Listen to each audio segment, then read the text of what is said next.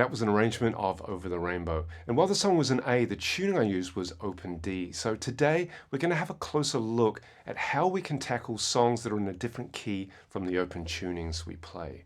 So let's have a look at the tuning first and then go on to have a look at the tab.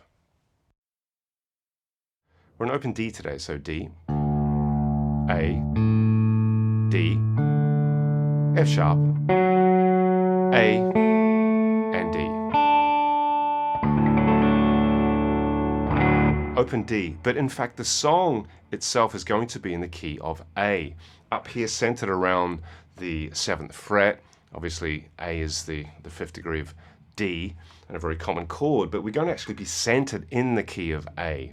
So it's not often that you actually sort of tune to an open tuning, like open D, and sort of tackle other keys. Now, obviously this is kind of the same idea for any of these sort of 151, 351 open tunings like D, C, or E. I mean, this tab is going to be suitable for any of those. But normally we just sort of play in the key that we're tuned to, right? And if we have a capo, it obviously changes key, moving it up and down. But we don't often negotiate a different key center through the neck. So that is what we're going to be doing today. So let's have a look at the tab. As I mentioned, we're going to be centered up around here on the 7th fret. This is our 1 chord, right? Our A, our home. So probably a good thing to do just to start would be to kind of map out where the 1, 4, 5 chords are. And in A, obviously the 4 is going to be D and the 5 is going to be E, right? So no prizes for guessing where our 4 chord is as we're tuned to open D, right? So that's very easy and convenient and kind of very useful. So we have our 4 here as well on the 12, and then we have our 5, which is our E chord, on the 2nd, right? And on the 14th as well. So that's going to be our 5 chord. So there's our 1, 4, 5, back to home. So we sort of play those sort of through a few times and we start to kind of hear it and start to see it as well. And then as we go through this sort of arrangement today, you'll pick up a few more sort of ways of sort of threading things together, particularly with inversions. Now, if you haven't seen the video I put together, and if you have seen it, you're probably the only one. I wouldn't describe it as going viral, put it that way. But there's a lot of really good info in there, and it basically just teaches you how to kind of navigate and how to think about triads and how to kind of just, a triad being just 3 chords, 3 notes of a chord. And then we have our root position, which is 1, 3, 5, and then we have our first inversion, which is 3, 5, 1, and then 5, 1, 3, right? So these inversions give us a bigger vocabulary, and today, if you haven't seen that video, some of these things might seem just a little bit peculiar, but they're very, very musical and very useful. So I'll leave you to have a look at that in your own time. But let's crack on here with this melody. So we're going to be on the 7th fret. We're going to be playing our A, right? This is the 4th string, and then another A. So a virtue of the 151, 351 tunings is we're going to be having our 3, right, root notes.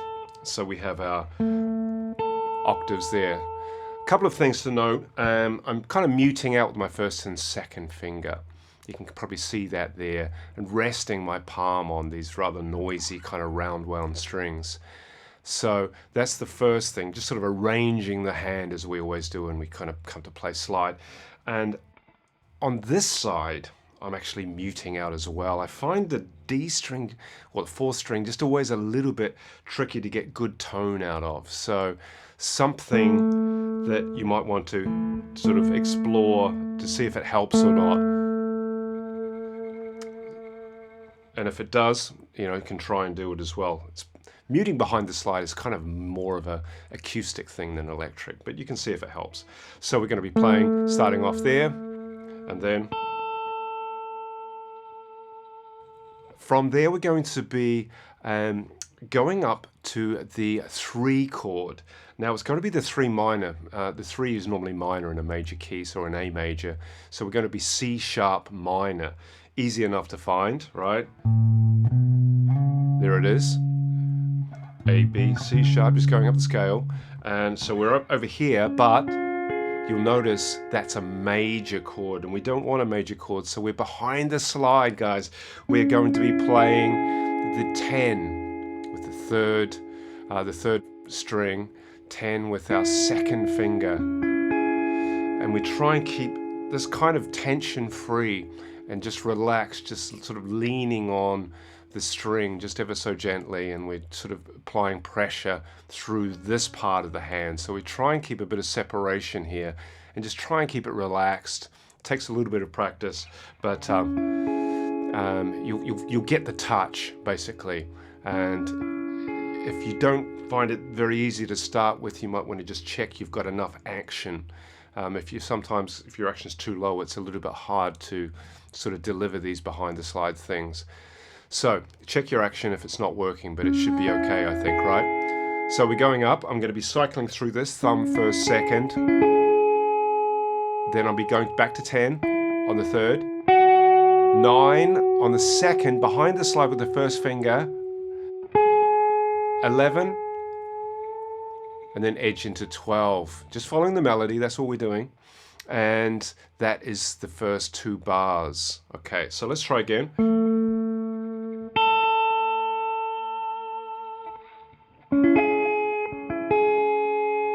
Now when I played it, I think it's I sort of played it quite fast and leaned quite heavily into the melody, more like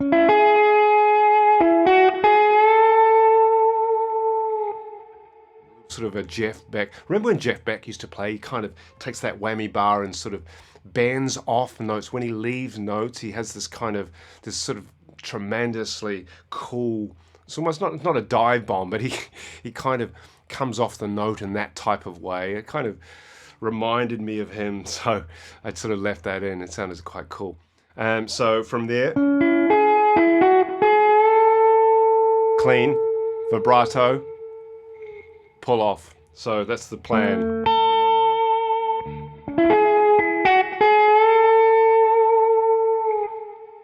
And then I'm going to be playing a little upbeat on the 12th. We're going to 4 here, guys. This is our 4, remember? This is our 4. So a little upbeat on the 6th string, and then to the 5th, which is the melody. The melody's on the 5th string. And then we go to a little bit of shimmer there. That's the 3rd string there you're hearing. And then we kind of back to home. I'm playing the 4th and the 2nd string there, which is quite a nice sort of, it's the 1 and the 5. And then we have another little thing to look at here, which is the 7 chord. Now, as you know, the 7 is just basically 2 half steps back from the root. So we are having our 3 roots. We can find our 7 just by going back to, so sounds like a 7, doesn't it? There. So we can use it on the 1st string, or we can use it on the 4th, which is what I do here. But we also, later on, we'll do this. That's also a 7. So it's basically our 1-7 chord, just because we're leaning into this 4, and the 1-7 will lean and take us to the 4 chord. You can hear it, right? So where are we here? So this is, we'll come back to 1. Then I'm going to play a little figure, sort of just muting between them as I go. Very gentle, slow vibrato. Try and keep that kind of upright and stable at the same time as fretting behind the slide. Again, you've got to kind of separate the hands just a little bit in terms of feel. And then I'm going to be landing on this 5th. Let's just go from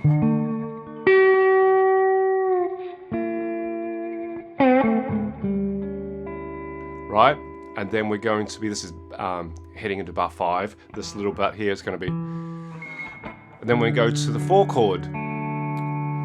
Now there's our root position, right? And I promised some inversions. Here's the first one. 4B, you'll see it written there. Simply because on the bottom of the chord we have the third. That's just the meaning of the inversion. That's all it is. Nothing special, nothing difficult. But it's got a very different texture. You'll be able to hear the difference, right? There's our 4.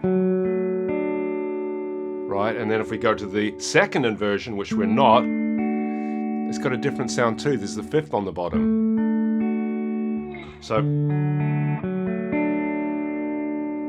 now if you want to, I sort of did this when I played it, I give this a little bit of a vibrato. To do that, you've got to kind of clear the hand from the neck a little bit. So if it's here,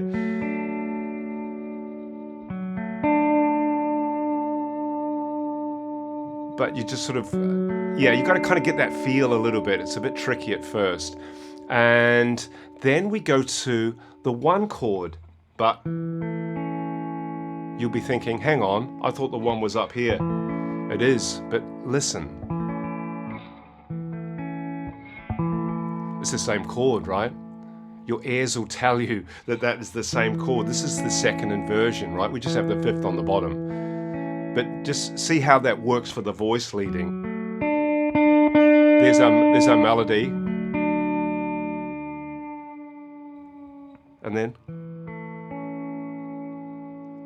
it's rather beautiful, right? And all we're doing is just sort of changing from there, and we're just oh, my screen's gone blank. Hang on. Okay, and so there we are. Sorry, bit of vibrato, and then pull off. Open second string. I'm muting everything else here on the right hand. See everything arranged here, and then back to the second.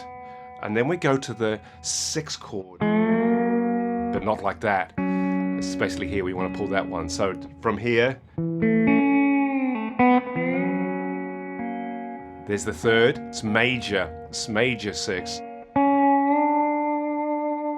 Just follow the melody. So just up to the 5, and then this is our 5, right? I'm just pulling again.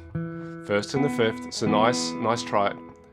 Dyad, I think that's called, 2 notes. And then 3rd string, open. So, and then we get to go simply from 2 to 4. And that should be back to the 1, but I'm just going to play that, imply the 1, and then tap the harmonic there, and then just play a few little more harmonics. Because why not?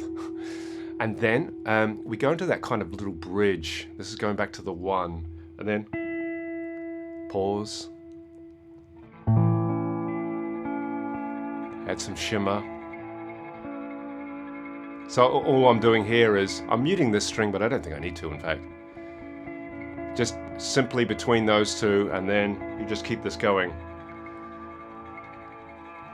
So again, so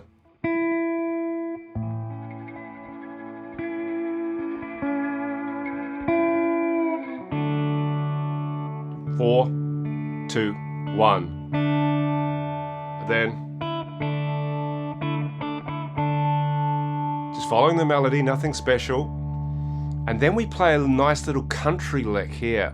We're going to be sliding from 2 to 4, but we're going to be angling the slide down, and we're going to be playing the 2nd string.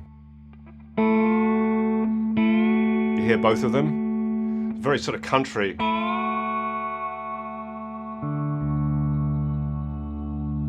And that'll take just a little bit of practice. What'll happen is it's very easy to strike that 2nd string by mistake if you don't quite have the slide angled in the right way. So you just gotta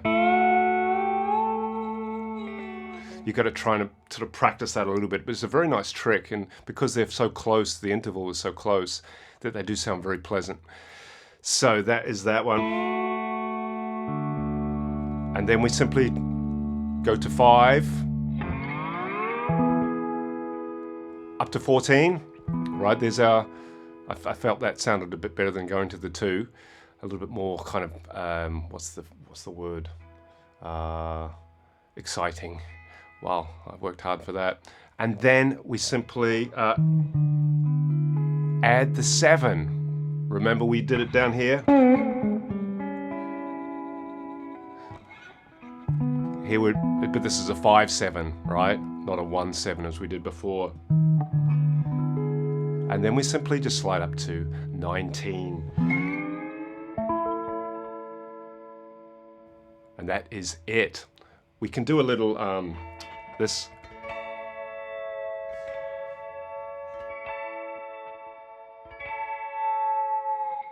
There's a nice little, Sonny Landreth does that a lot. He plays behind this sort of very sort of ghostly kind of sound.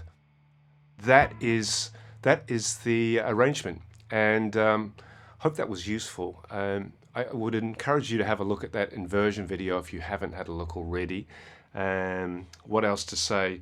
I was using my amp just before and kind of stopped working, so I was able to unbox a little Tone X1. I'm not sure if you've seen them before, and just sort of plug it in, and that's what they sound like, basically. I've got a compressor and an EQ, and I've got a Catlin Bred SFT. I'll put a picture up on the screen. But essentially, that's what they sound like. That sort of saggy thing is the SFT, I think. But apart from that, any questions on this, let me know. And I will see you surely on the next video. Thanks for watching, guys.